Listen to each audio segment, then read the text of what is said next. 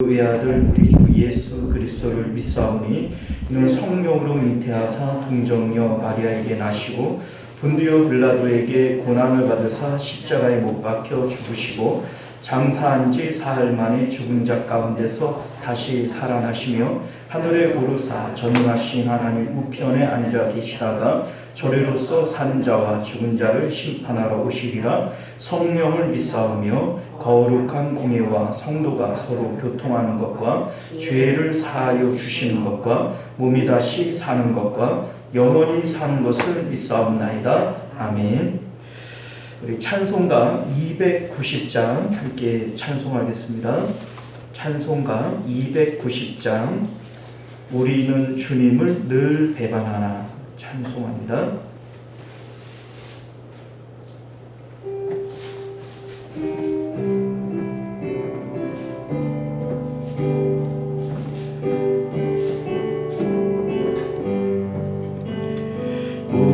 우리는 주님을 늘 배반하나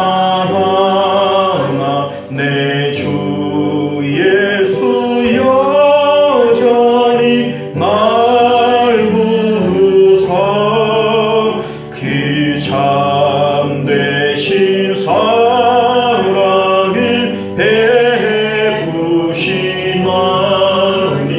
내 형제여 주님을 보다리라. 주 널 위해 비네 주 널 위해 비네 주 널 위해 비네 항상 비시네 주께서 공성한 은혜를 내려 내 영혼이 나날이 고하리니 주 예수를 멀리도 구주로 섬겨 또 따르면 풍성한 복 받겠네. 주 널 위해 비네 주 널 위해 비네 주 널 위해 비네 항상 비시네 무거운 짐 지고 애타는 인생 주 예수께 돌아와 것이여라. 내 주 예수 너희를 돌보실 때에 참복락과 네가 넘치겠네. 주 널 위해 비네 주 널 위해 비네 주 널 위해 비네 항상 비시네. 할렐루야. 네, 이 시간 우리 함께 기도하실 때 우리 하나님 앞에 예배하는 우리의 심령들이 청결한 마음으로 정말 하나님 만나는 그러한 예배되기를 위해서 기도하시기를 바랍니다. 우리는 늘 주님 배반하고 죄 가운데 살지요. 우리 주님께서 그런 우리를 모르고 우리를 주님 부르신 게 아닙니다. 내가 너는 죄질 줄 내가 정말 몰랐다 이렇게 하시는 것이 아니고 알고 우리를 부르셨고 그래도 우리가 주님 앞에 회개하고 나아가기를 원하시는 것이 우리 하나님의 마음이신 줄 믿습니다.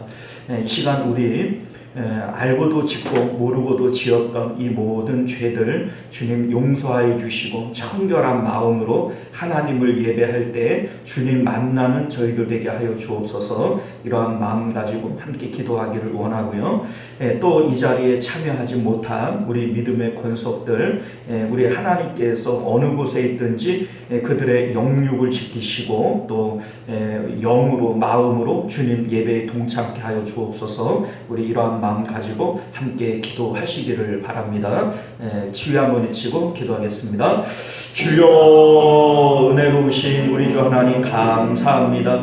우리를 오늘도 주님 품으로 인도하여 주시고 하나님을 예배할 수 있도록 은혜 주신 것 참으로 감사드립니다. 우리 하나님, 우리가 정말 마음이 청결한 자 되어지고 하나님을 만날 만한 귀한 시간 되어질 수 있도록 은혜를 베풀어 주시기를 원합니다. 하나님 아닌 것들을 바라고 또 소원하는 저희들 되지 않게 하여 주옵시고 오직 하나님만 바라며 하나님으로만 우리의 영이 채움을 입는 귀한 시간 되어질 수 있도록 은혜 베풀어 주옵소서. 나를 사랑하는 자들이 나의 사랑을 입으며 나를 간절히 찾는 자들이 나를 만날 것이라 말씀하셨사오니 우리가 주님 사모하는 마음으로 주님을 찾을 때 하나님을 만나고 하나님을 경험하는, 그래서 하나님으로만 충만함을 입는 그런 복된 시간이 되어질 수 있도록 은혜 베풀어 주시옵소서. 우리 하나님이여, 이 자리에 나오지 못한 믿음의 권속들 어느 곳에 있든지 하나님을 기억하게 하시고 하나님을 찾고 부르짖는 마음으로 아버지여 영으로 아버지여 이 예배를 동참케 하여 주옵시며 동일한 은혜와 복을 받아 누리는 저희들 될 수 있도록 은혜 베풀어 주시옵소서. 존귀하시고 내로우신 우리 주 하나님, 예배하는 자들은 신령과 진정으로 예배해야 된다 말씀하셨습니다. 우리 하나님, 정말 하나님을 사모하고 또 하나님을 간절히 찾는 마음으로 예배하게 하시고, 그래서 오늘도 하나님 만나는 귀한 은혜가 있는 저희들 되도록 역사하여 주시옵소서. 주님을 간절히 찾는 자들, 사모하는 자들에게 은혜 주신다 말씀하셨사오니 하나님 그 마음으로 주님을 예배할 때 하나님의 놀라우신 은혜를 경험하는 시간 되도록 역사하여 주옵소서. 이 자리에 참여하지 못한 믿음의 권속들 어느 곳에 있든지 하나님을 기억하게 하시고 영으로 마음으로 예배에 동참하며 동일한 하나님의 은혜와 복을 받아 누리는 우리 모든 시온성교회의 믿음의 권속들 되도록 역사하여 주시옵소서. 모든 예배의 시종을 주님 앞에 맡겨드리오며 거룩하신 우리 주 예수님 이름으로 간절히 기도드리옵나이다. 아멘. 우리 하나님 말씀 함께 보도록 하겠습니다. 주보에 나와 있는 대로 이사야서 52장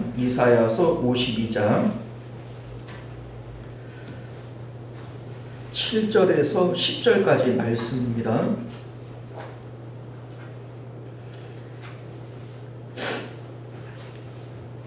구약성경 1032페이지고요. 찾으신 줄 믿고 교독하겠습니다. 좋은 소식을 전하며 평화를 공포하며 복된 좋은 소식을 가져오며 구원을 공포하며 시온을 향하여 이르기를 내 하나님이 통치하신다 하는 자의 산을 넘는 발이 어찌 그리 아름다운가.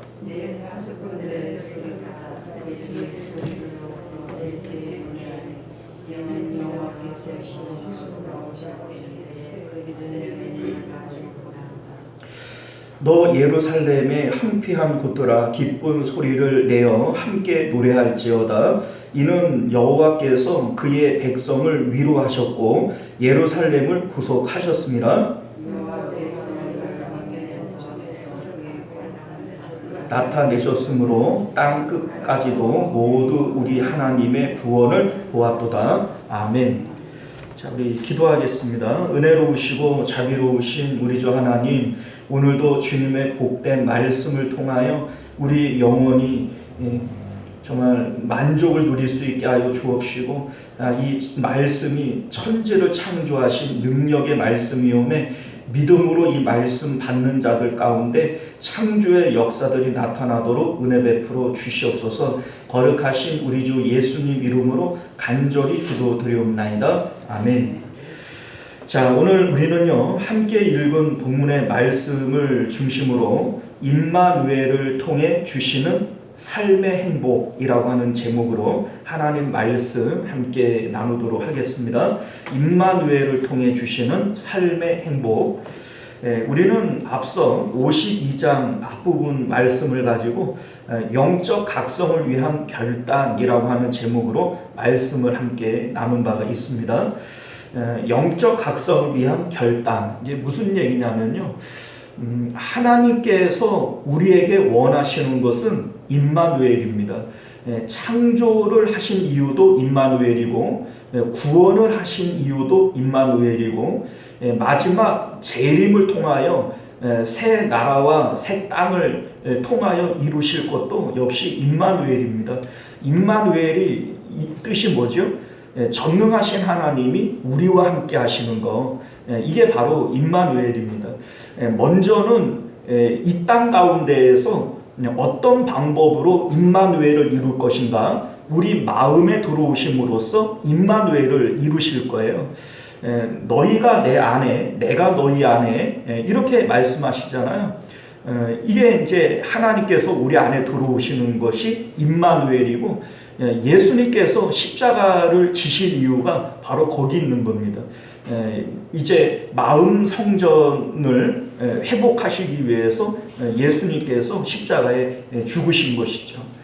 자, 우리가 지난 시간에 이런 말씀을 드렸어요. 하나님께서 우리에게 이루시고자 하시는 것이 임마누엘이기 때문에 사람의 등급을 임마누엘을 기준으로 해서 나눠볼 수 있다. 무슨 얘기인지 아시죠? 아브라함이나 뭐 다윗이나 뭐 요셉이나 뭐 이런 성경의 위인들이 위대한 것은 임마누엘을 통해서 위대해진 겁니다. 우리가 엄밀히 얘기를 하면 믿음이라고 하는 것이 임마누엘을 얘기하는 겁니다. 우리 이제 풍랑 가운데에서 예수님께서 믿음이 무엇인지에 대하여 알려주셨잖아요. 우리는 이제 일반적으로 풍랑이라고 하는 위험한 상황, 어려운 일들을 만날 때 예수님을 막 깨워서 예수님 도와주십시오, 이걸 우리가 믿음으로 알잖아요. 그런데 예수님께서는 그러한 제자들에게 믿음이 있대요, 없대요? 그 믿음 아니라는 거예요. 예수님은 풍랑 가운데에서 잠을 주무세요. 이 잠을 주무시는 예수님을 통하여 우리는 믿음이 무엇인지를 알게 되어지죠. 풍랑이라고 하는 육체로 만나는 현실이 있어요. 그런데 눈에 보이는 이 상황들을 마음에 담는 것이 아니라, 이것을 현실로 삼는 것이 아니라, 하나님이 있고 하나님이 계시고 그 하나님은 좋으신 하나님인 것을 믿어서 그 하나님을 마음의 현실로 삼는 거예요. 그러니까 예수님은 그 가운데에서도 잠을 주무실 수가 있는 것이고, 세상에 보이는 풍랑을 현실로 삼은 제자들은 죽겠다고 아우성을 치는 것이죠. 이게 바로 믿음이라고 하는 겁니다. 그래서 히브리서 11장 말씀을 보면 믿음은 눈에 보이는 것이 아니다, 이런 얘기를 하잖아요. 보이는 것은 나타난 것으로 말미암은 것이 아니다, 믿음은 보이지 않은 것들의 실상이다, 이런 얘기를 할 때 믿음이라고 하는 것은 보이지 않는 하나님의 있음과 좋으심을 믿어서 하나님을 내 마음에 현실 삼는 거예요. 내 마음을 누구에게 보내는 거야? 하나님께 보내는 것을 믿음이라고 얘기한다. 자, 여러분들 이제 믿음이 무엇인지는 정확하게 아셨죠? 자, 그런데 결국 내 마음을 하나님께 보내서 또 하나님이 내 마음에 들어와서 임마누엘 하는 상태, 이게 바로 믿음의 상태인 것이고, 이 믿음을 통하여 우리는 구원을 받고 또 기도의 응답도 이 임마누엘 믿음을 통하여 얻게 되어지는 것이다. 이렇게 우리가 볼 수가 있는 것이죠.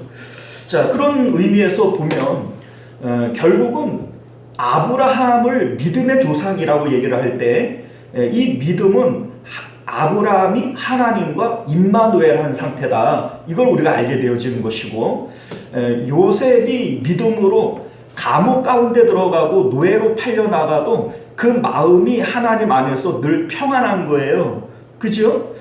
이것이 바로 우리는 믿음이라고 얘기를 하는 것이고 임마누엘하는 상태다. 이걸 우리가 알게 되어지는 것이죠. 그러니까 믿음과 임마누엘은 사실은 뗄래야 뗄 수 있는 것이 아니다. 뭐 엄밀히 얘기하면 우리가 믿음, 소망, 사랑 이것도 떼어질 수 있는 게 아니죠. 아닙니다. 믿음, 소망, 사랑 이 세 가지는 이 세상 끝날까지 함께 가는 것이고 결국은 믿음의 완성은 사랑인 거예요. 믿음이 있는데 소망은 없고 소망은 있는데 사랑은 없고 그런 거 있어요, 없어요? 없습니다. 그건 말이 안 되는 거예요. 믿고 있는 것은 가지고 싶은 소망을 갖게 되어지는 것이고 소망하는 것은 반드시 사랑하게 되어져 있는 겁니다. 자, 그러니까 우리가 믿음이라고 하는 것, 소망이라고 하는 것, 사랑이라고 하는 것은 결국 무엇을 위한 것이냐? 임마누엘을 위한 겁니다. 우리 이제 성경을 관통하는 이 하나의 맥락을 이해를 하면 사실은 성경 해석하는 것이 그렇게 어렵지 않습니다.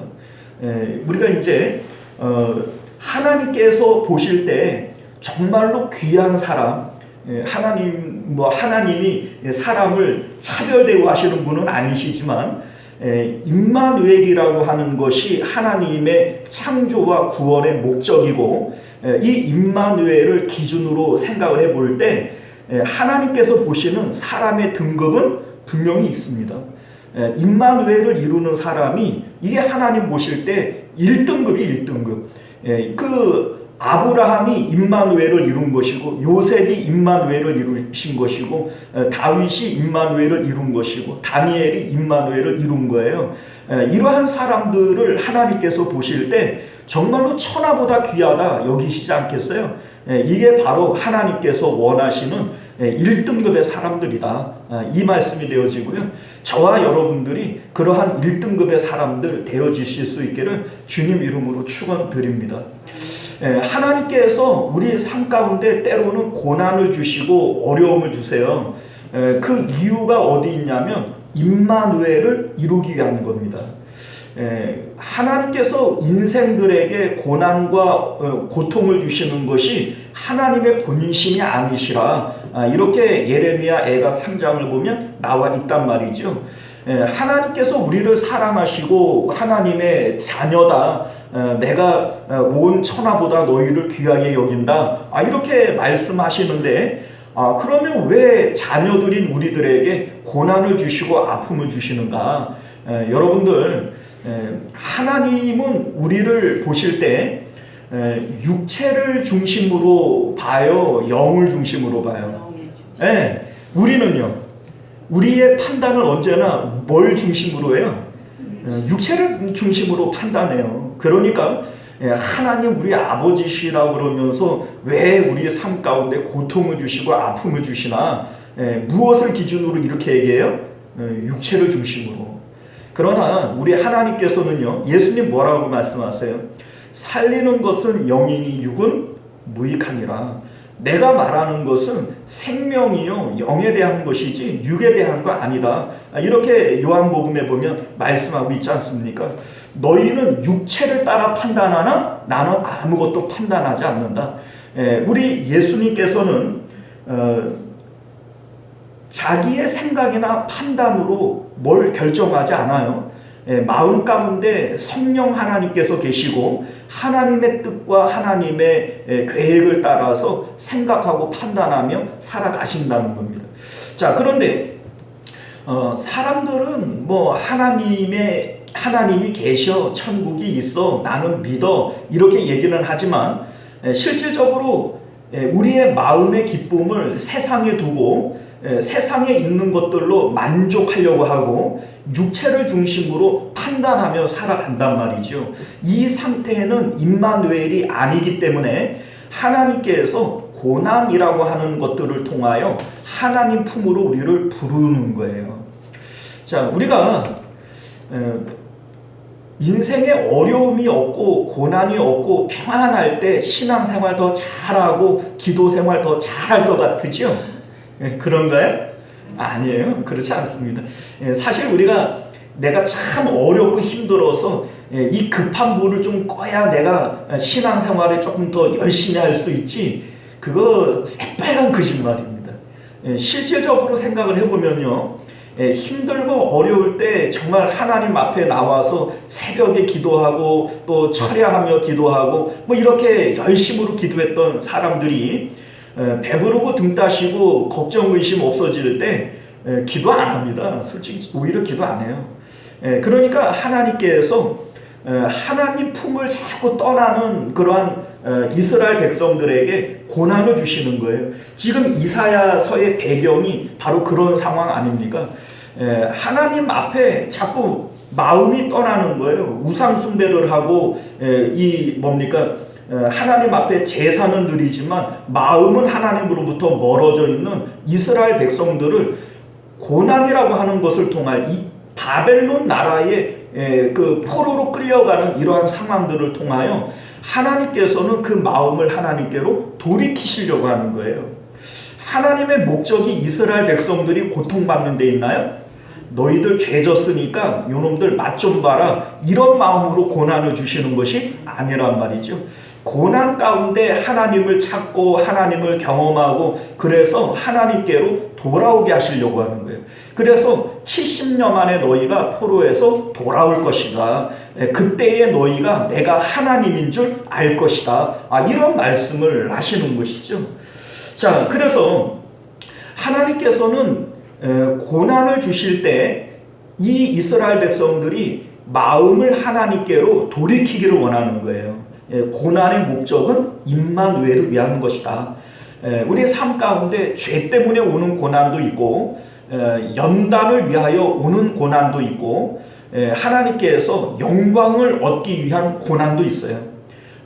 뭐 다윗이나 욥이나 또 그 뭡니까 요셉이나 이러한 사람들이 고난을 당하는 것이 꼭 죄 때문에 그런 건 아니잖아요. 그런데 어떤 형태의 고난이든지 고난의 목표는 뭐예요? 임마누엘이에요.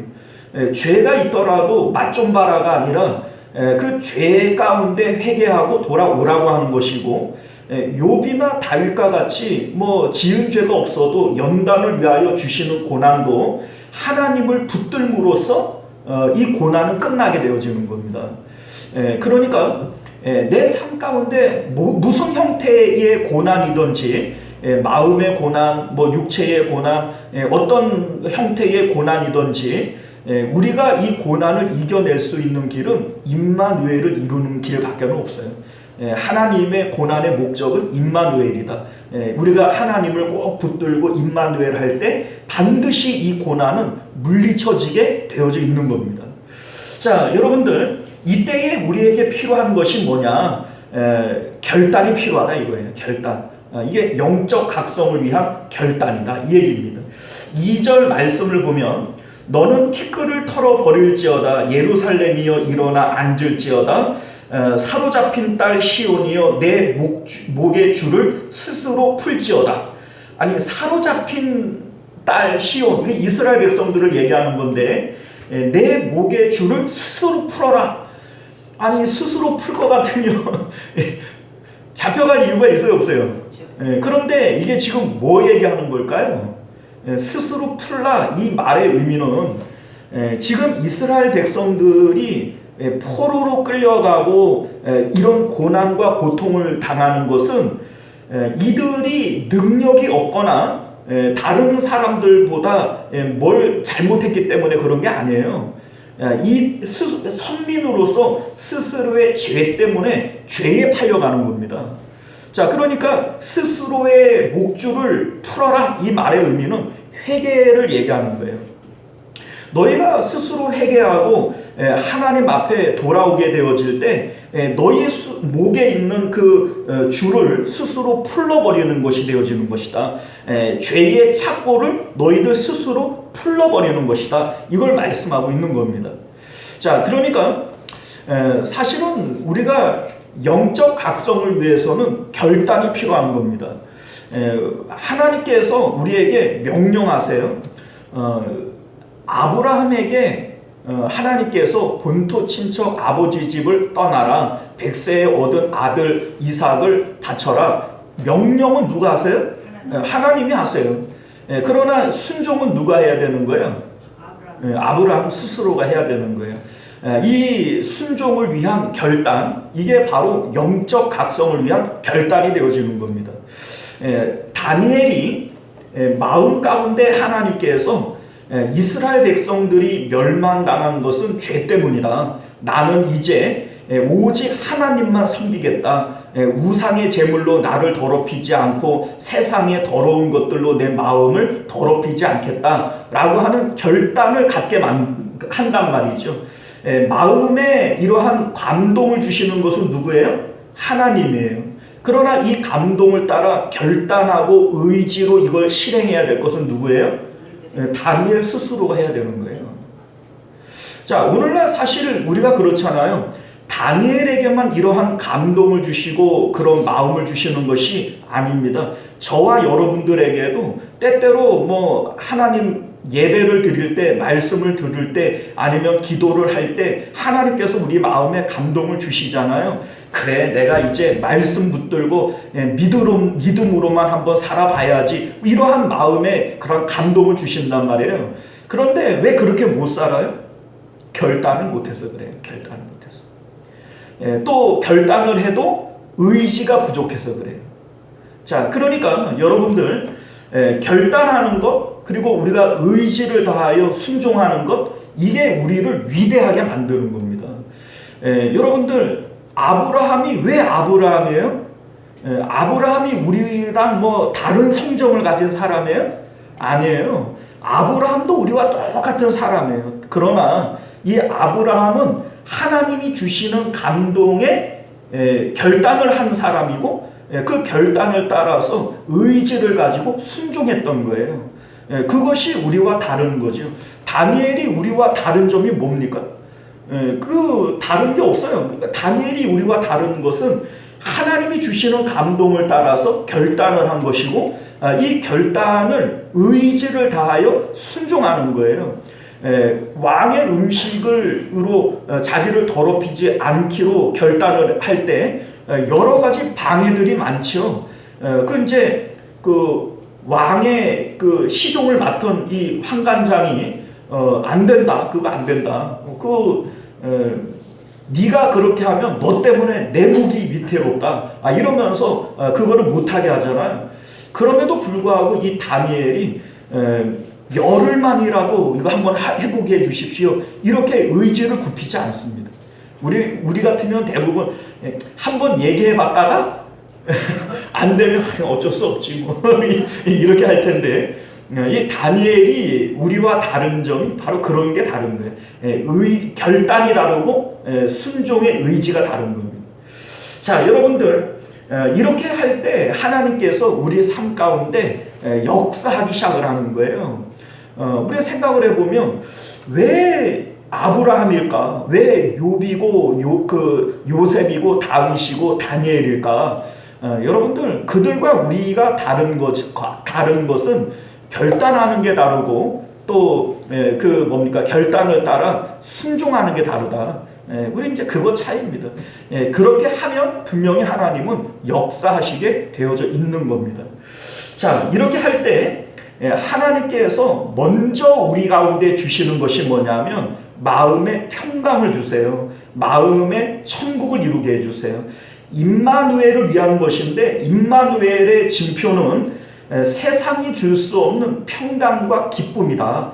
이것인 것을 믿으실 수 있기를 바라요. 사도 바울이 이런 얘기를 해요. 항상 기뻐하라. 쉬지 말고 기도하라.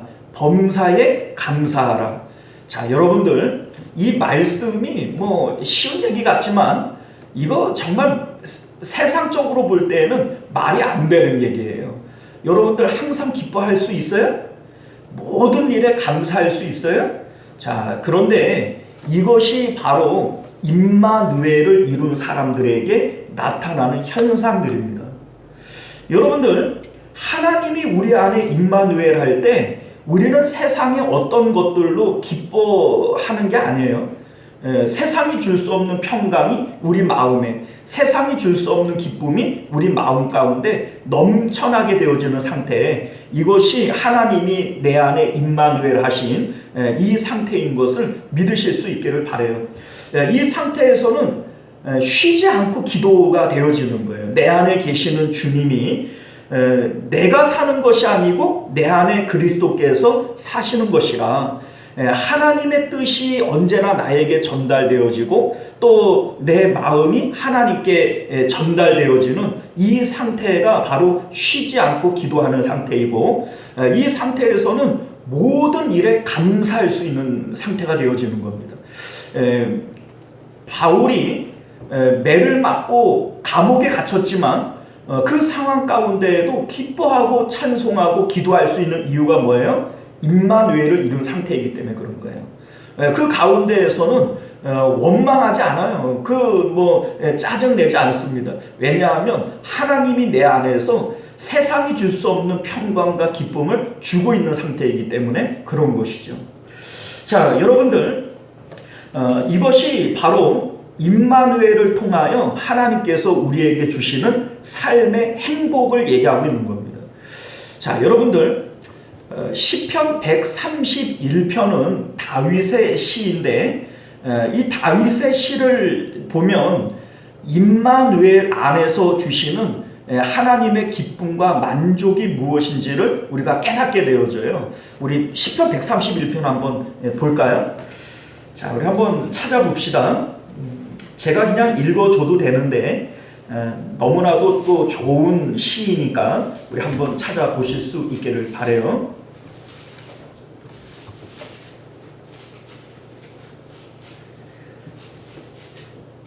자, 찾으셨어요? 131편. 우리 석 절밖에 안 되니까 우리 같이 한번 읽어볼게요. 시작. 여호와여, 내 마음이 교만하지 아니하고 내 눈이 오만하지 아니하오며 내가 큰 일과 감당하지 못할 놀라운 일을 하려고 힘쓰지 아니하나이다. 실로 내가 내 영혼으로 고요하고 평온하게 하기를 헛된 아이가 그의 어머니 품에 있음 같게 하였나니 내 영혼이 젖된 아이와 같도다. 이스라엘아, 지금부터 영원까지 여호와를 바랄지어다. 자, 여러분들, 이 말씀이 임마누엘 안에서 만족하는 마음으로 기도하고 있는 다윗의 기도가 되어지는 거예요. 자, 1절을 볼까요? 여호와여, 내 마음이 교만하지 아니하고 내 눈이 오만하지 아니하오며 내가 큰 일과 감당하지 못할 놀라운 일을 하려고 힘쓰지 아니하나이다. 자, 이게 무슨 얘기냐면 세상에 있는 것들로 기뻐하고 만족하려고 하는 사람들은 언제나 높은 곳을 바라보고 큰 일을 이루려고 해요. 돈 많이 벌어야지, 더 높은 자리에 올라가야지, 많은 명예를 얻어야지, 이러한 마음을 가지는 사람들은 큰 일과 감당하지 못할 놀라운 일을 하려고 해요, 안 해요? 하지요. 이게 세상에 있는 것들로 기뻐하고 만족하려고 하는 사람들의 삶의 방식이라는 거예요. 그런데 다윗은 그렇게 한대요, 안 한대요? 안 한대요. 나는 이 세상에 있는 것들로 기뻐하고 만족하려고 하지 않아 라고 하는 거예요. 2절 말씀을 보면 다윗이 그러면 애쓰고 힘쓰는 게 뭐냐? 실로 내가 내 영혼으로 고요하고 평온하기를 젖된 아이가 그의 어머니 품에 있음 같게 하였나니 내 영혼이 젖된 아이와 같도다. 자, 하나님이 어머니예요. 하나님 품에서 젖을 배부르게 먹었어요. 이제 배가 불러요. 만족을 얘기하는 것이고, 만족은 기쁨을 얘기하는 거예요. 자, 어머니 품에서 젖을 배부르게 먹고 어머니 품에 안겨 있는 이 아이는 평안해요, 불안해요? 평안해요. 그 아이에게 세상에서 가장 평안과 만족이 있지 않겠어요? 지금 다윗의 마음의 상태가 바로 그 상태라는 거예요. 어머니 품, 다시 말해서 임마누엘을 이룬 상태에서 나는 세상에 더 이상 바랄 것이 없어. 내가 세상에 더 이상 원하는 것이 없어. 그러니까 내 마음이 오만하지도 않고 교만하지도 않고 미치지 못할 기이한 일을 하려고 애쓰지도 않아. 이게 지금 임마누엘의 상태를 얘기하는 거예요. 자, 이 상태에서 3절을 보면 이스라엘아 지금부터 영원까지 여호와를 바랄지어다. 자, 내가 이 상태를 이루고 보니까 이스라엘 모든 백성들에게 뭐라고 권면하고 싶냐면 너희들도 지금부터 영원까지 누구만을 바래요? 여호와만 바래라. 왜요? 참된 만족과 기쁨이 누구에게 있으니까? 하나님께 있으니까. 돈 바라지 말아라. 권력 높은 자리에 올라가려고 바라지 말아라. 명예 이런 거 바라지 말아라. 오직 누구만 바래라? 여호와만 바래라. 그래야 참된 기쁨과 만족이 그에게서부터 나오는 것이다. 이게 바로 임마누엘 안에서 이 다윗이 느끼고 있고 또 백성들에게 말하고 있는 내용이라고 하는 겁니다. 자, 여러분들 구원이라고 하는 것이 무엇인지를 우리가 생각을 해봐야 돼요. 창조와 구원은 동일한 거다. 이런 말씀을 드렸어요. 창조와 구원은 동일한 거다. 자, 창조 이전의 이 세상의 상태가 어떤 상태예요? 땅이 혼돈하고 공허하며 흑암이 깊은 가운데 있고 그 가운데 하나님의 영은 수면 위를 운행하십니다. 자, 수면 위를 왜 운행을 할까요? 혼돈과 공허와 흑암 가운데 있는 이 세상 가운데 하나님께서 질서를 만드시고 창조를 통하여 아름다움을 만드시기 위해서 하나님의 신이 운행하시는 거예요. 자, 여러분들 지금 우리가 하나님을 믿기 이전에 하나님이 우리 안에 들어오시기 이전에 우리 마음의 상태는 혼돈과 공허와 흑암 가운데 있는 거예요. 자, 여러분들 잘 봐봐요. 내가 조용할 때, 혼자 있을 때 알 수 없는 마음의 불안이 오고 공허가 찾아오고 어두운 마음들이 찾아오는 것은 내 마음에 하나님이 없기 때문에 그래요. 하나님의 영이 내 마음에 운행하고 있지 않기 때문에 그런 거예요. 자, 그러니까 창조 이전의 상태와 구원받지 못한 사람들의 마음의 상태는 동일한 겁니다. 이 가운데 하나님의 영이 우리 가운데 들어오시고 우리 마음을 운행하게 되어지실 때 혼돈 가운데 하나님이 질서를, 공허 가운데 채움을, 흑암 가운데 밝음을 허락해 주시는 거예요. 그러니까 우리 마음 가운데 구원이 이루어지게 되어질 때에는 기쁨과 만족이 생겨나게 되어지는 겁니다.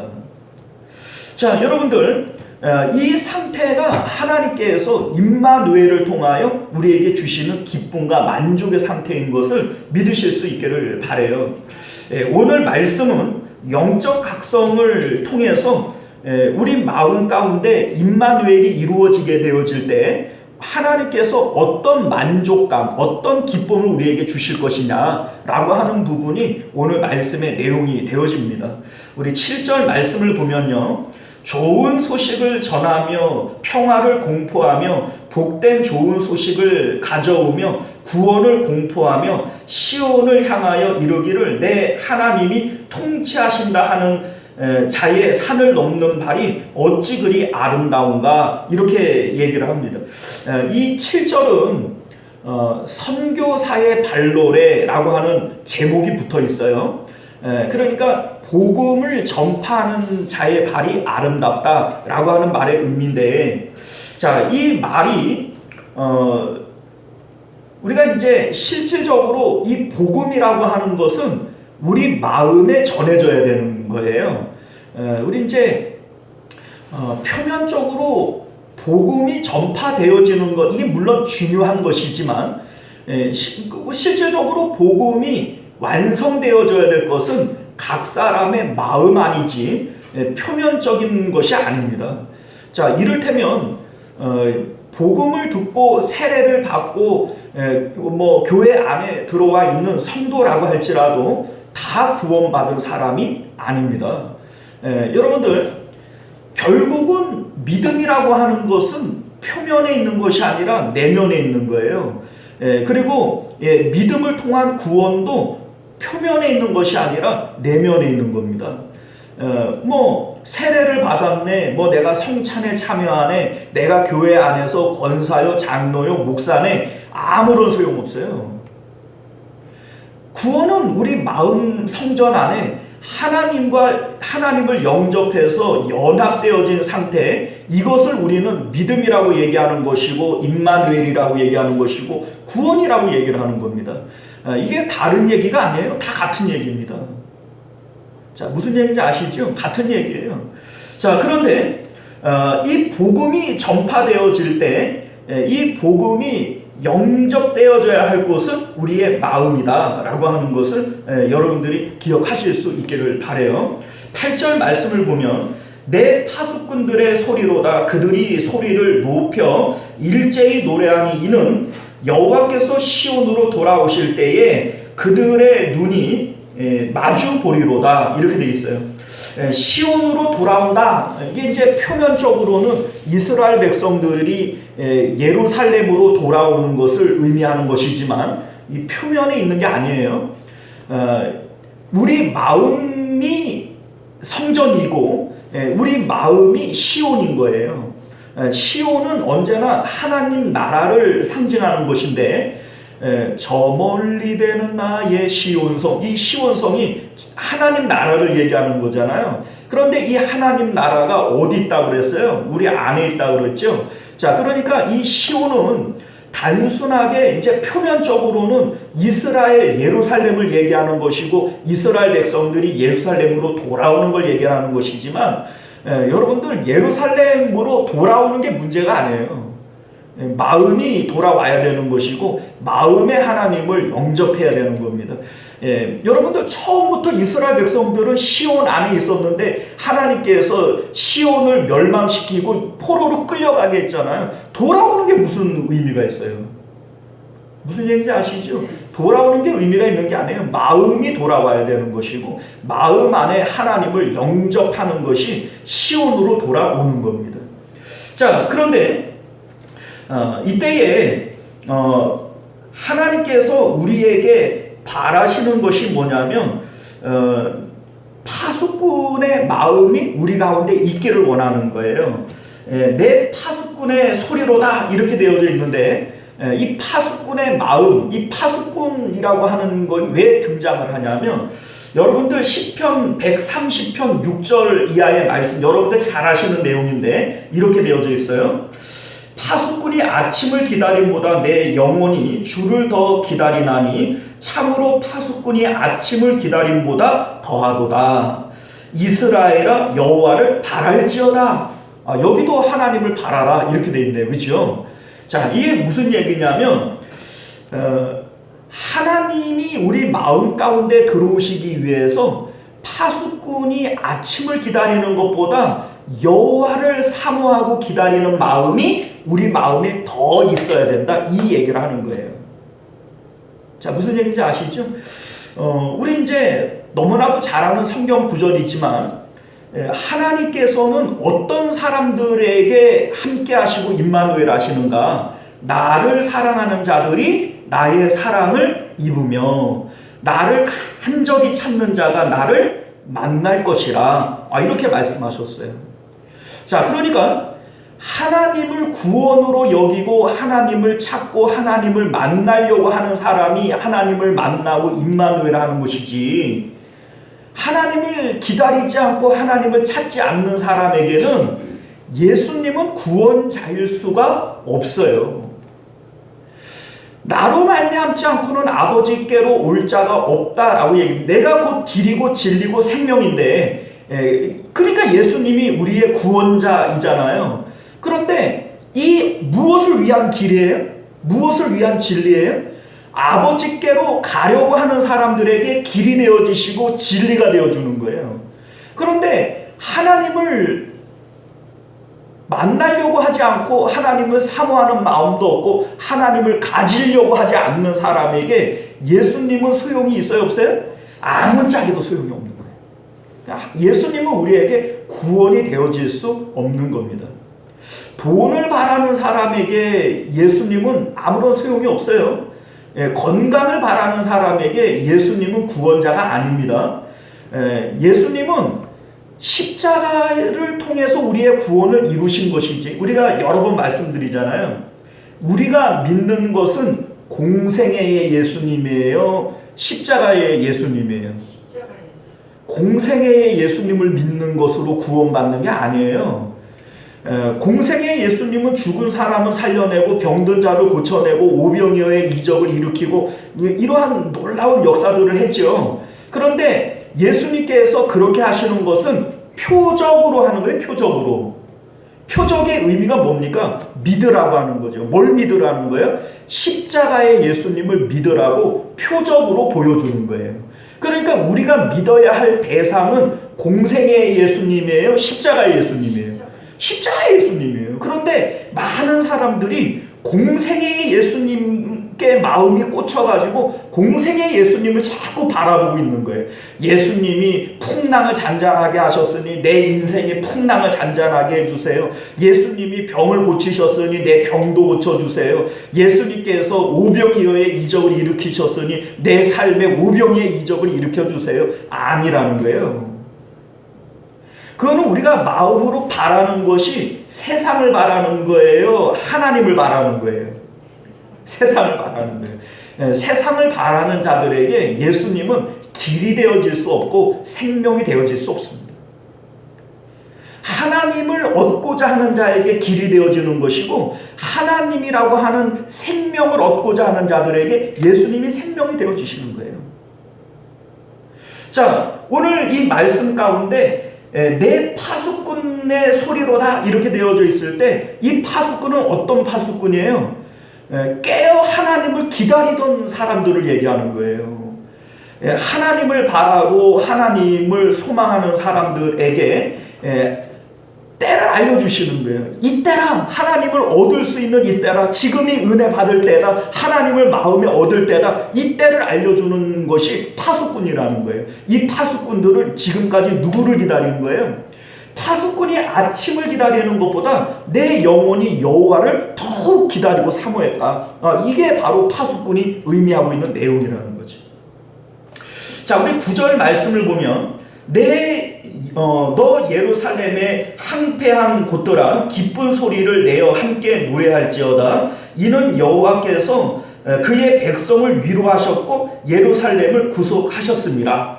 자, 여기 너 예루살렘의 항폐한 곳들아 라고 되어져 있는데, 우리 항폐한 마음 가운데 하나님께서 은혜의 단비를 내리실 것을 얘기하는 거예요. 이제 하나님께서 우리 임마누엘을 이룬 사람들에게 은혜와 복을 주실 것에 대해서 말씀하시는 거예요. 이전까지 우리 마음은 혼돈과 공허와 흑암 가운데 있었고, 임마누엘을 이루게 되어질 때 그 가운데 빛이 들어오고 질서가 들어오고 하나님의 은혜가 들어오게 되어질 거라는 것을 말씀하고 있는 겁니다. 백성을 위로하셨고 예루살렘을 구속하셨도다. 자, 임마누엘을 이루게 되어질 때 우리 영혼이 구원을 맛보게 되어질 것이다 라고 하는 것을 말씀하고 있는 겁니다. 자, 10절 말씀을 보면 여호와께서 열방의 목전에서 그의 거룩한 팔을 나타내셨으므로 땅 끝까지도 모든 우리 하나님의 구원을 보리로다 이렇게 되어져 있어요.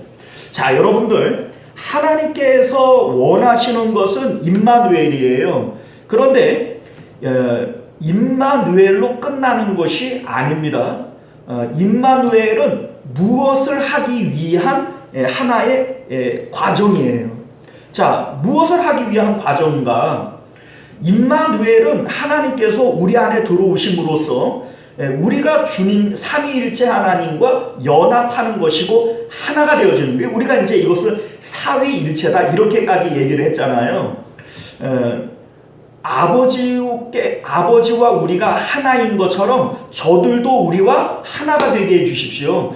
요한복음 17장에 나오는 대제사장적 기도가, 예수님의 기도가 그거 아니에요. 아버지의 보좌가 있고 그 우편에 누가 앉아 계세요? 예수님이 앉아 계시는데, 이기는 자들은 내 보좌에 함께 하여 주겠다. 우리 요한계시록 3장에 나오지 않습니까? 우리 예수님께서 왕이신데 그 보좌에 우리가 함께 앉는 권세가 주어졌기 때문에 주님과 함께 왕노릇하리라 이렇게 얘기를 하는 거란 말이죠. 자, 그러면 임마누엘은 뭘 위한 거예요?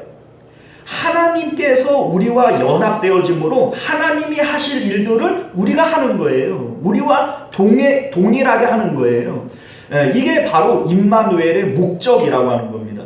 이 땅 가운데 우리가 주님과 연합하고 임마누엘 하게 되어질 때에는 이 세상 가운데 주님께서 하셔야 될 일들을 나를 통해서 하나님께서 하게 하실 거라는 거죠. 사도 바울이 뭐라고 얘기를 해요? 이제 내가 사는 것이 아니니 내 안에 누가 살아요? 그리스도께서 사시는 것이다. 그러면 사도 바울이 살아가는 모든 삶은 사도 바울이 사는 거예요? 그리스도께서 사시는 거예요?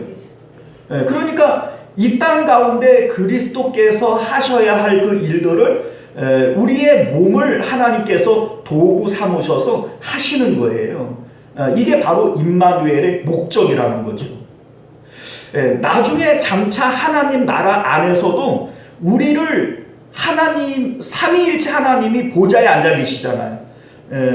하나님이 보좌에 앉아 계시고 그 우편 좌편에 성령 하나님, 성자 예수님이 앉아 계시고 또 그 예수님의 그 자리에 누구도 함께 앉아요? 우리도 함께 앉아요. 믿으세요? 성경이 분명히 그렇게 얘기했잖아요. 이기는 자들은 나와 함께 앉게 하여 주리라. 우리 주님께서 말씀하셨고 또 나와 함께 왕노릇하리라 하셨어요? 안 하셨어요? 이게 제 얘기가 아니에요. 성경이 말씀하고 있는 내용이에요. 그러니까 임마누엘을 이루게 되어질 때 주님과 우리가 하나가 되어지고 주님이 하셔야 할 그 왕노릇을 우리가 주님과 함께 하게 되어진다는 겁니다. 자, 임마누엘은 끝나는 게 아니에요. 임마누엘을 통하여 하나님께서 이루시고자 하시고자 하시는 일들이 있는 것이죠. 자, 그러면 우리가 이 땅 가운데 하나님의 뜻은 임마누엘을 이루고자 하는 것인데 우리가 임마누엘을 이루지를 못해요. 그러면 하나님께 드릴 열매가 있겠어요, 없겠어요? 없지요. 왜냐하면 열매라고 하는 것은요, 하나님께서 우리 안에 들어오셔서 주님의 뜻, 주님의 계획대로 되어질 때 이게 열매인 거지. 자, 내가 주님을 위해서 뭘 해드린다? 아니에요. 그거 아닙니다. 무슨 얘기인지 아시죠? 우리는 이걸 착각을 하는 거예요. 내가 하나님으로부터 능력을 받아서 내 뜻과 내 의지를 가지고 내가 하나님을 위해서 뭘 해드린다. 이게 내가 하나님 앞에 드릴 열매다. 아니라는 겁니다. 아니에요. 우리가 오늘 새벽에도 그런 말씀을 나누었잖아요. 그거 아닙니다. 성령께서 내 안에 들어오실 때 내 뜻과 내 계획은 없어지는 거예요. 성령님의 뜻과 계획을 따라 우리가 행하며 살아가는 거예요. 나면서 걷지 못하는 성전 미문에 앉아 있는 이 걷지 못하는 사람을 고쳐주는 것이 베드로가 한 거예요? 베드로 안에 있는 성령께서 하신 거예요? 성령께서 하신 거예요. 그러니까 내가 능력 받아서 내가 주님을 위해서 뭘 하는 게 아니에요. 그냥 나는 십자가에서 주님과 함께 죽는 것이고 죽어있는 내 마음 가운데 성령께서 들어오셔서 내 삶을 창조하시는 거예요. 그래서 보라 새 것이 되었도다. 새로운 피조물이다. 이렇게 얘기를 하는 것이고 그 상태에서 하나님께서 내 삶을 이끌어 가시는 거예요. 그럴 때 이게 내가 하는 거예요? 하나님이 하시는 거예요? 그러니까 내 안에 사는 일은 그리스도이시고 이제 내가 사는 것 아니고 그리스도께서 사시는 것이다. 이렇게 얘기를 하는 겁니다. 자, 이렇게 되어질 때 내가 하는 일들이 이게 하나님의 일들이 되어지는 것이고 하나님께서 기뻐하시는 열매가 되어지는 거예요. 그러니까 임마누엘을 이루지 못한 상태에서는 열매가 있어요, 없어요? 없어요. 여러분들 이거 착각하면 안 돼. 내가 뭐 성전을 뭐 교회를 몇 개를 지었는데 뭐 내가 뭐 전도를 얼마를 했는데 이게 아니에요, 여러분들. 그게 열매가 아닙니다. 그거 이전에 내가 성령 하나님과 임마누엘 해야 되는 거예요. 주님이 내 안에서 하시는 거예요. 그러니까 이게 내가 한 일이 아니라 내 안에 계시는 하나님이 하시는 것이기 때문에 내가 나중에 하나님 앞에 갈 때 면류관을 받을 때에도 내가 자랑할 것이 없는 거예요. 면류관 벗어서 주 앞에 드릴, 하나님 앞에 면류관 받았는데 왜 하나님 앞에 다시 벗어드려요? 왜 벗어드릴까요? 내가 한 일이 아니기 때문에 그런 거예요. 주님께서 내 안에 들어오셔서 하나님께서 하신 일들이기 때문에 내가 하나님 앞에 자랑할 일도 아니고 내가 했다고 하나님 앞에 상 받을 일이 아니라고 하는 것을 고백하는 마음으로 이거 주님이 하는 겁니다. 다 주님께서 하신 겁니다. 이러한 마음이 면류관 벗어서 주 앞에 드릴 때 이 찬양의 내용인 것을 믿으실 수 있기를 바라요. 자, 여러분들 오늘 이 말씀이 무엇인지를 여러분들이 깨달으셔야 돼요. 아브라함이 한 것은 언제나 번제단을 통하여 세상을 향한 내 마음이 죽었음을 고백하는 것밖에 없어요. 그 가운데 하나님께서 아브라함 안에 들어오셔서 아브라함이 순종하게 하는 거예요. 이 순종을 통하여 하나님은 아브라함을 믿음의 조상으로 세우신 겁니다. 자, 그렇죠? 요셉도 역시 마찬가지예요. 요셉이 하는 것은 언제나 그 마음을 하나님께 드리는 거예요. 하나님께 이 마음을 드렸으니까 하나님의 영으로 충만하게 되어질 때 꿈을 해석할 수 있는 능력이 그 안에 생겨난 거예요. 그러니까 요셉이 언제나 하나님의 영으로 깨어있고 하나님의 영으로 충만했기 때문에 그러한 능력들이 나타난 것이고, 요셉이 한 것은 임마누엘을 위해서 마음을 하나님께 드린 것밖에 없다라고 하는 거죠. 이때에 하나님께서는 요셉의 인생을 이끌어 가시는 거예요. 총리 대신이 되게 하는 것이죠. 다윗도 역시 마찬가지입니다. 다윗이 뭘 하는 게 없어요. 그 마음을 언제나 하나님께 드리고 하나님이 그 마음에 충만하도록 마음을 내어 드리는 거예요. 우리가 좀 전에 살펴봤던 시편에 나오는 내용들이 다 그거 아니에요. 다윗이 그렇게 할 때 하나님께서는 다윗을 왕으로 세우시는 겁니다. 자, 오늘날 우리들도 역시 마찬가지예요. 베드로전서 2장 9절 말씀을 보게 되어지면 우리의 구원에 대해서 이렇게 얘기를 해요. 오직 너희는 택하신 족속이요 왕같은 제사장들이요 거룩한 나라요 그의 소유된 백성이니 이는 너희를 어두운 데에서 불러내어 그의 기이한 빛에 들어가신게 하신 자의 아름다운 덕을 선전하게 하려 하심이라. 자, 이게 무슨 얘기냐면 하나님께서 우리를 구원하실 때 우리를 왕으로 삼고 제사장으로 삼고 거룩한 나라로 삼으신 거예요. 자, 이를 통해서 하나님께서는 하나님의 이름이 전파되어지고 영광을 받으시기를 원하는 겁니다. 이게 하나님께서 임마누엘을 통하여 이루고자 하시는 하나님의 뜻이라는 겁니다. 우리 주기도문에 대해서 말씀 나눌 때 이런 내용이 있었잖아요. 하늘에 계신 우리 아버지여 이름이 거룩히 여김을 받으시오며 나라가 임하시오며 뜻이 하늘에서 이룬 것처럼 땅에서도 이루어지이다. 하나님의 나라를 위해서 하나님의 뜻을 위해서 기도하는 거예요. 이게 예수님이 가르쳐 주신 주기도문의 내용입니다. 그런데 하나님의 나라 하나님의 뜻이 이루어져야 할 첫 번째 장소가 어디입니까?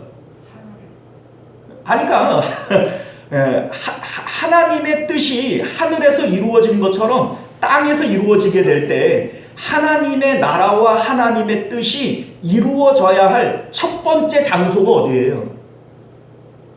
어디예요? 우리 마음이에요. 아니, 누가 기도하는 거야? 이 기도 지금 내가 하는 거잖아요. 그런데 하나님 나라 하나님의 뜻이 이루어지게 해주세요. 나 빼놓고 이 세상 가운데. 아니요, 세상이 이루어지기 전에 먼저 이루어져야 될 것은 어디예요? 우리 마음에 하나님 나라가 이루어져야 되고 우리 마음에 하나님 뜻이 이루어져야 되죠. 이게 첫 번째 장소예요, 여러분들. 자, 이렇게 되어질 때 내 마음에 하나님 나라와 하나님의 뜻이 이루어지게 되어질 때 나를 통하여 우리 주변이 변화되어지게 되는 거예요. 요셉 한 사람이 변화되어지니까 애굽 보디발 장군과 온 애굽이 복을 받는 것처럼 다윗 한 사람의 마음에 임마누엘이 이루어지니까 이스라엘 나라 전체가 하나님께로 돌아오는 것처럼 내 마음에 하나님 나라와 하나님의 뜻이 이루어지게 되어질 때 우리 가정이 변화되어지는 것이고 우리 교회가 변화되는 것이고 이 세상이 변화되어지게 되어지는 겁니다. 오늘 본문에 나오는 내용이 바로 그거 얘기하고 싶은 거예요. 우리 마음 가운데 임마누엘을 이루는 것이 이만큼 귀중하고 놀라운 역사가 있다. 이것을 믿으실 수 있기를 바랍니다. 기도하겠습니다.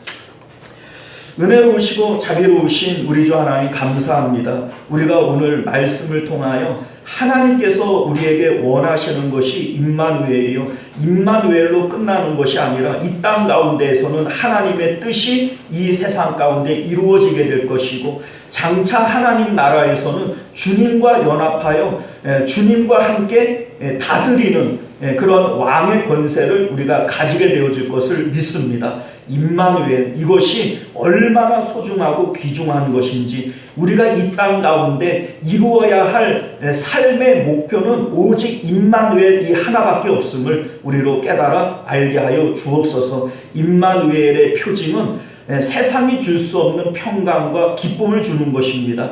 우리가 주님 안에서 오직 하나님만으로 젖된 아이의 기쁨, 그 만족감을 얻게 하여 주옵시고 그 가운데 주님과 연합하여 하나님의 일을 이루는 저희들의 삶이 되어지도록 은혜 베풀어 주시옵소서. 거룩하신 우리 주 예수님 이름으로 간절히 기도드리옵나이다. 아멘.